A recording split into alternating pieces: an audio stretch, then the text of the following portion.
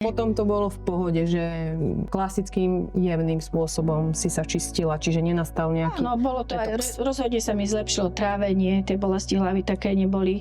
Aj tie chuťové poháriky začali byť celkom iné, keďže ja naozaj rada jem, tak som si to jedlo užívala úplne inak. Menej som solila, korenila, vlasy mi oveľa rýchlejšie rastú, aj sú proste také spevnené nechty, no to striham veľmi rýchlo, lebo ja nemám proste rada dlhé nechty.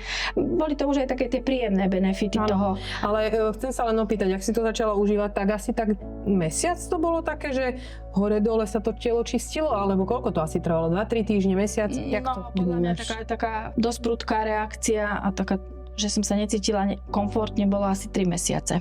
Potom, Čiže to bolo také... Potom som začala to cítiť proste, že je to aj lepšie, že veľa energie, lepšie spím. A čo bolo pre mňa také prekvapujúce, nielen, že spíme, inak myslím, že proste s tým očisteným telom sa začalo meniť trošku aj to myslenie.